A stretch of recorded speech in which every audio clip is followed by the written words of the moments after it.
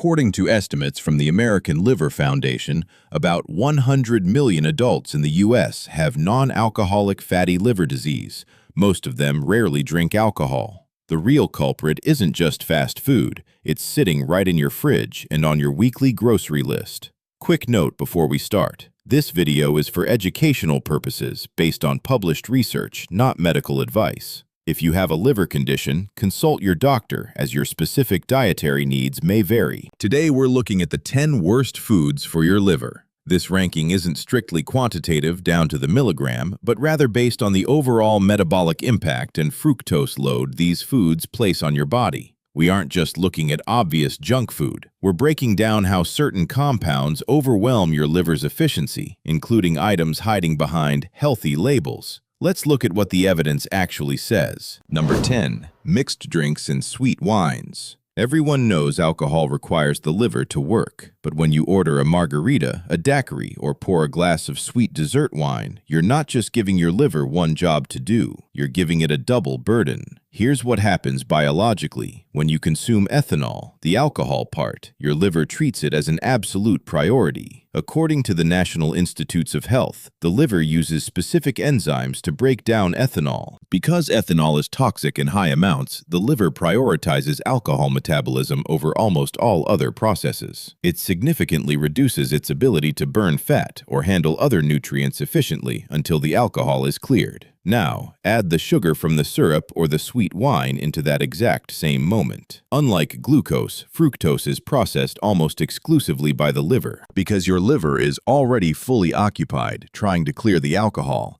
its capacity to properly process that sudden influx of liquid fructose is severely compromised. So, it takes the easiest metabolic route available: lipogenesis. It converts a large portion of that fructose directly into fat right there in the organ. You're essentially tying up your liver's metabolic resources with the alcohol and then providing the exact raw material needed to build fat using the sugar. So what does this mean for you?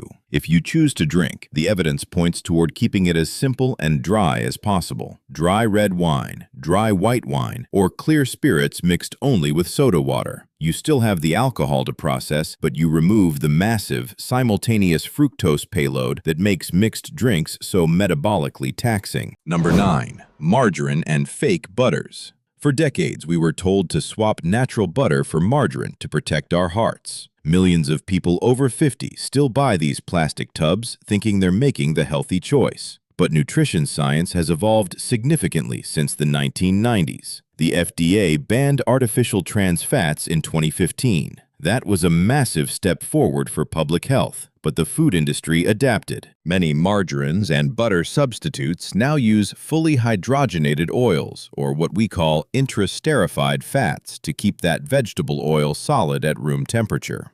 Here's what the current science says. Your liver evolved over millions of years to process naturally occurring fats. It has the exact enzymatic pathways needed to break down the fat in an avocado, an egg, or a piece of beef. Intraesterified fats are created by chemically rearranging the fatty acids on a glycerol backbone. While agencies like the EFSA note that evidence is still evolving, some studies suggest the body may not metabolize these laboratory-modified fats as efficiently as natural ones, potentially altering lipid metabolism. Quick note on prices. Prices mentioned are approximate and were checked in early 2026. They vary by location and store. At the grocery store, skip the highly processed vegetable oil spreads. If you want a spreadable fat, look for grass-fed butter or ghee. You can usually find a block of good grass-fed butter for about $4 to $5. It's a natural saturated fat that your body knows exactly how to handle, keeping your metabolic pathways functioning as they were designed to. Number 8. White bread and crackers. You might be wondering how a savory cracker or a plain piece of white toast ends up on a list about liver health. It doesn't taste sweet. It isn't dripping in fat. But a study published in the journal Hepatology looked closely at the connection between refined carbohydrates and fatty liver. When you eat 2 slices of standard commercial white bread, it has a glycemic index of about 75. Because all the natural fiber has been milled away, your body breaks that highly refined starch down into pure glucose almost instantly. By the time you finish your breakfast, your blood sugar is spiking. In response, your pancreas floods your system with insulin to bring that sugar level down. When your liver is exposed to chronic, high levels of insulin, alongside a surplus of glucose it doesn't immediately need for energy, it triggers a survival mechanism. It packages that excess energy into triglycerides, which are fat molecules. Those triglycerides either get shipped out into your bloodstream or they accumulate right inside the liver cells.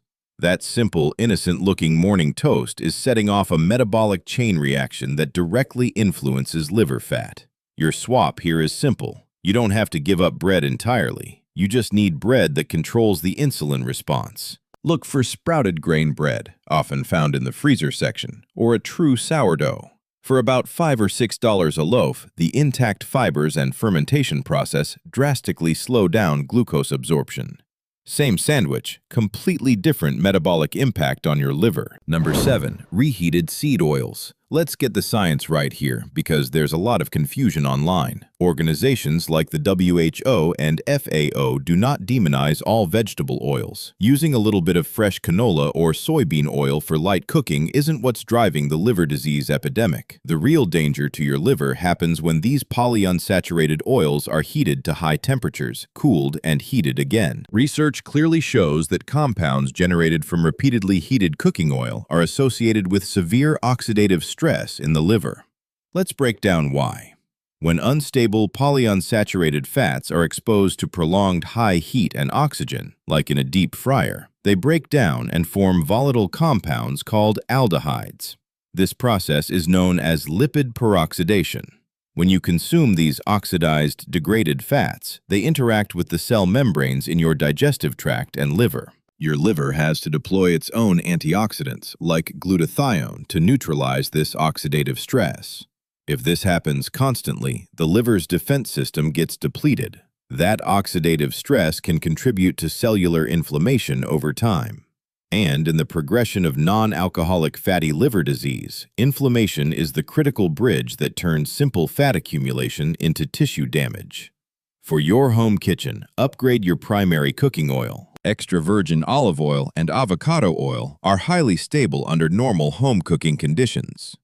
Extra virgin olive oil also contains potent polyphenols that actively protect against oxidative stress. A good bottle might cost $10 to $15, but considering it's the foundation of almost every meal you cook, it's one of the highest return investments you can make. Number 6. Flavored, healthy yogurt. This is where the food industry's marketing gets incredibly deceptive, relying on what psychologists call the health halo effect. We buy yogurt for gut health, for probiotics, and for a supposedly clean start to the day, but flip that container around and read the nutrition label. A standard fruit-flavored yogurt can contain anywhere from 15 to 20 grams of added sugar. That's about 4 to 5 teaspoons of sugar hidden in a tiny cup. Many of these commercial yogurts sweeten their fruit compotes with heavy syrups and concentrated fruit purees.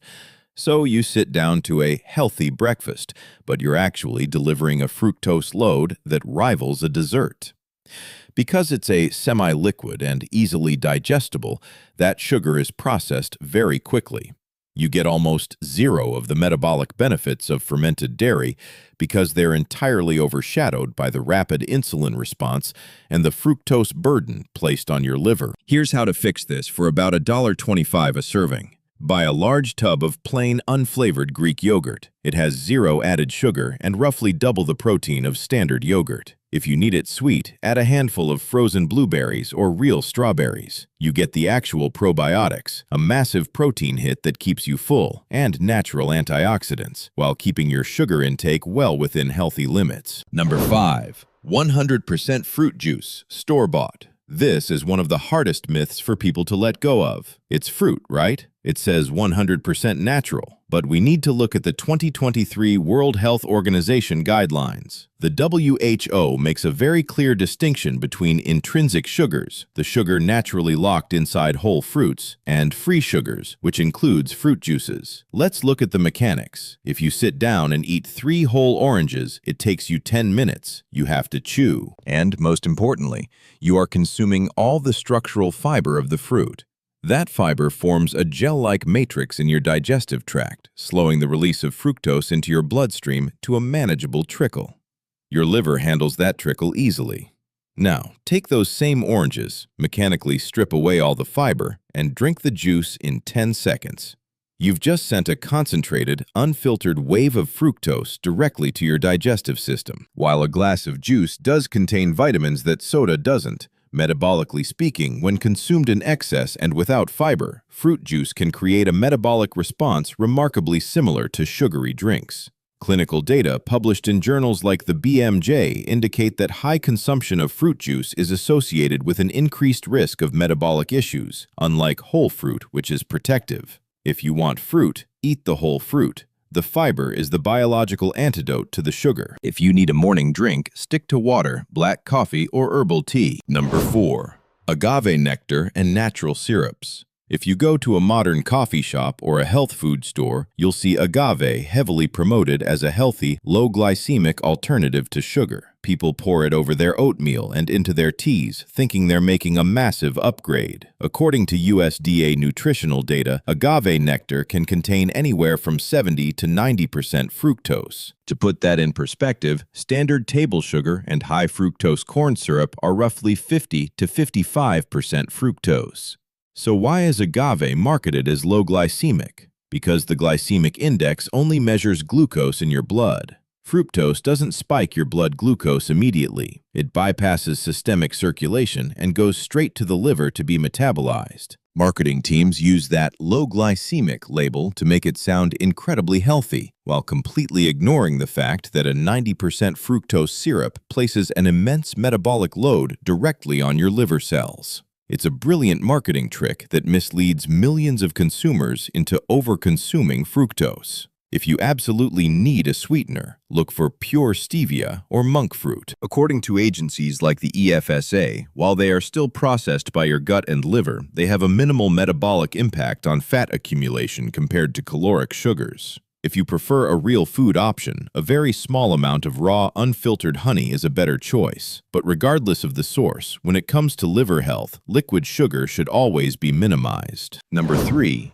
Deep-fried restaurant foods. We already talked about the chemistry of cooking oils, but what happens in a commercial fryer is a completely different level of chemical stress compared to sautéing a chicken breast at home. Regularly consuming deep-fried restaurant foods significantly increases your liver's detoxification burden. Think about a standard fast food fryer. That oil is kept at boiling temperatures for 12, sometimes 14 hours a day. Throughout that day, breading falls off, proteins denature, and starches burn in that vat of oil.